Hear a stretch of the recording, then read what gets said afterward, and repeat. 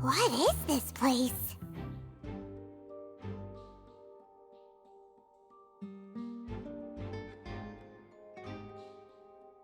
It seems someone could fit through here. Could this have been the suspect's escape route? Alone, perhaps. But if they had to pull another person with them, the space would be too narrow. But there are no other ways in or out of here.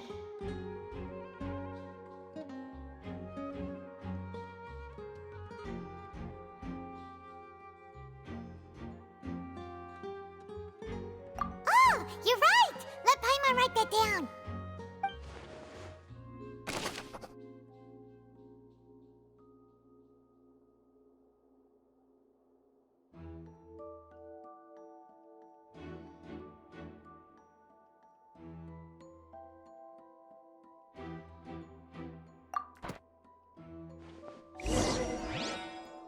Seems we're just about done investigating down here. Yes. Let's head back up.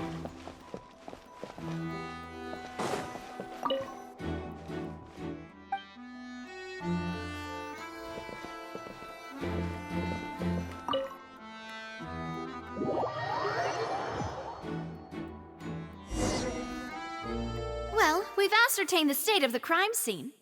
Let's find a place to sort out our findings once Malus returns. It seems to me that there are several things that don't add up here. Apologies for the wait, demoiselle. So, what did the guards say? Did the criminal escape through the vent? They believe the odds of that are very low, since the vent leads to the Opera House's basement.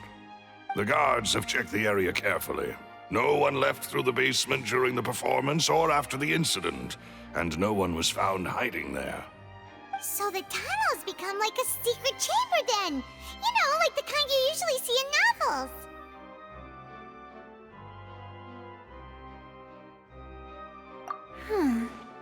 The plot thickens. Halsey's disappearance and Cowell's death are both quite inexplicable. No wonder Farina was so confident in her accusation. All the current evidence points toward Linny and Lynette. In other words, the charges are very likely to be upheld unless we make some considerable progress. Charges and then trial. So if the charges are upheld, they'll announce a sentence? That's right. This is how a trial goes in the Opera House. During the proceedings, the Chief Justice and the Oratrice will hear statements from both sides.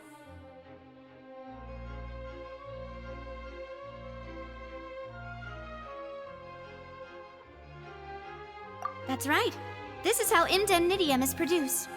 The statements from both sides, the defenses from attorneys, witness testimonies, and even the audience's emotions will all be projected on the Oratrice. To put it simply, it's as if the Oratrice has its own will, and is a judge in its own right. This also precludes any kind of favoritism on the part of the Chief Justice. And not that this has ever happened anyway.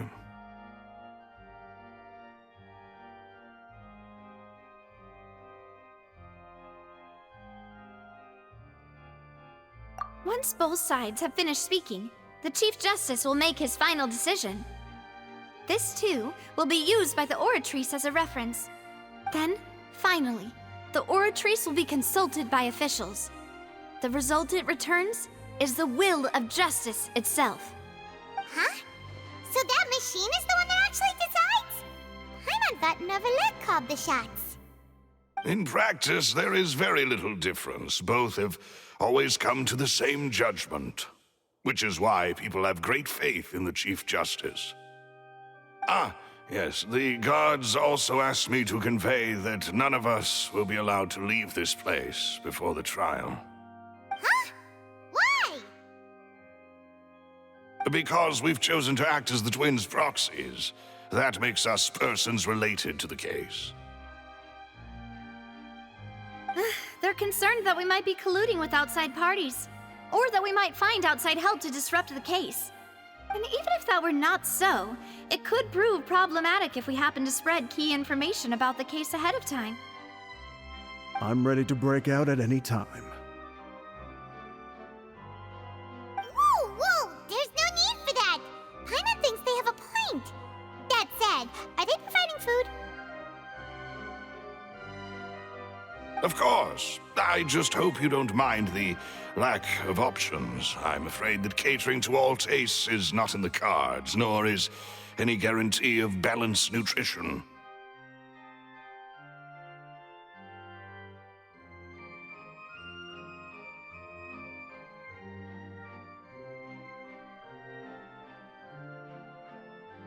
In that case, let's just sort out our findings together here. Pity. I was hoping to take you to try some of Fontaine's famous desserts, too.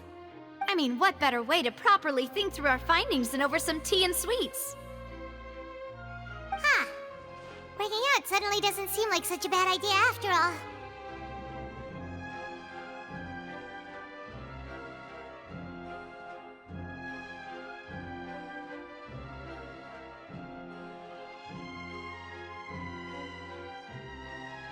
Just kidding! Just kidding! Paimon will still do her best, even if there are no snacks. What do you mean, no snacks? Of course we'll have snacks. If we cannot buy some, then we'll simply make some. Huh? Here? But how?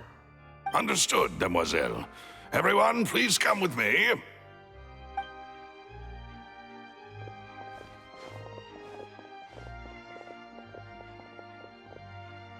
Wait, you're carrying a portable stove with you?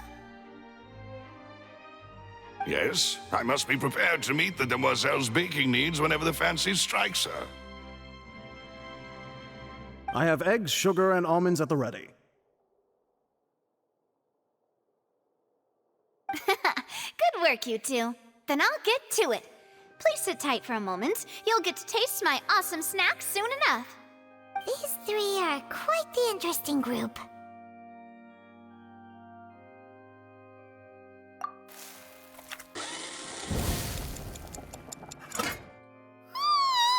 And Paimon thought it smelled good while it was still in the oven!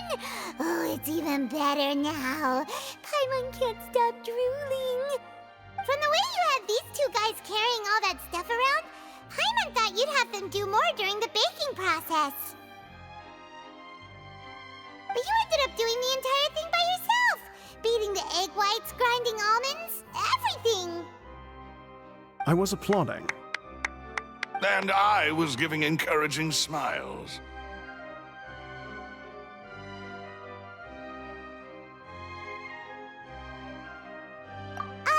Paimon was just thinking, aren't you worried about getting your fancy dress dirty beating egg whites and baking like this? Well, I don't think it's carved in stone anywhere that fancy ladies can only read books, sip tea, ride horses, and play the piano. I just really enjoy making snacks. Don't underestimate beating egg whites, by the way. It's a real arm workout. You also need to beat them to just the right consistency, or your macarons will crack. Anyway, give these a try, fresh out of the oven. There's 3 for each of us. Only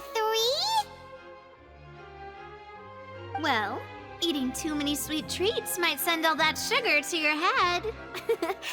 You wouldn't be able to think clearly about the case on a sugar rush, would you?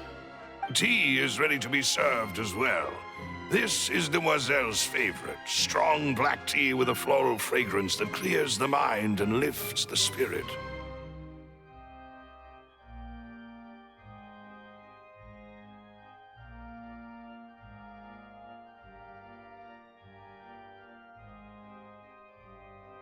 No need for concern. I'm merely doing as I should.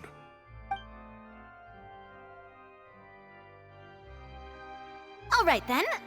Down to business. As Paimon mentioned previously, the tunnel seems to be something of a secret chamber. However, we can assume that Linny and Lynette were not alone within it. Some criminal also occupied its sealed confines. The magician twins could have committed the crimes, of course, but they lack any logical motive. Exactly! Why would they do such a thing right when everyone was watching?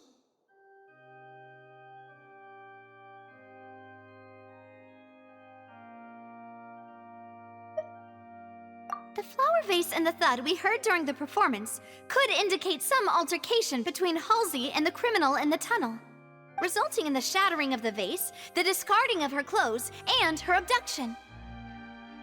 Perhaps the criminal thought that since she was chosen from the crowd, she would be too easy to identify if she was still wearing the same clothes.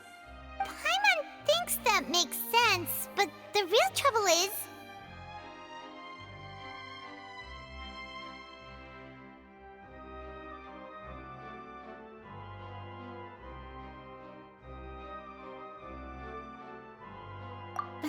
True.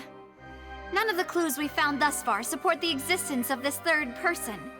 But the only people left to consider are both technically victims, whether it's the missing girl, Halsey, or poor Cowl. Huh. Could Halsey have secretly made modifications to the magic props in order to murder Cowl before making her escape?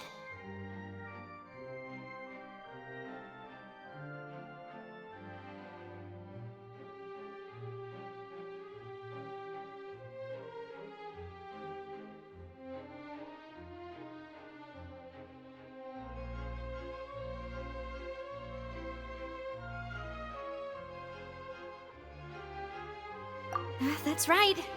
And even if she had tampered with the setup, she would need to understand the entire trick to pull it off.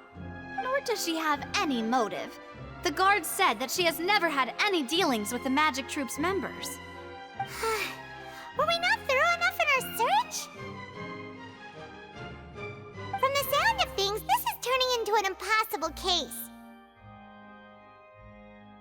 Your macarons are amazing, though, Navia. They smell great! They're nice and crisp and super sweet. They are my specialty, after all. And I see you've already had 5 of them. What? 5? Oh, that can't be right. Paimon only counted 3, honest! Please don't worry about it.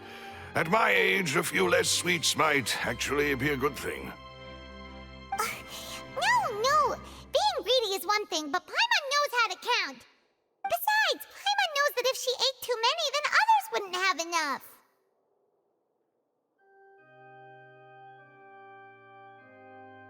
Wait, even you don't believe Paimon? How could you? If Paimon ate those 2 extra macarons, then may they turn into stone in her stomach! All right, we get it. Well, I suppose one of us might have gotten too engrossed in our chat and eaten them by mistake.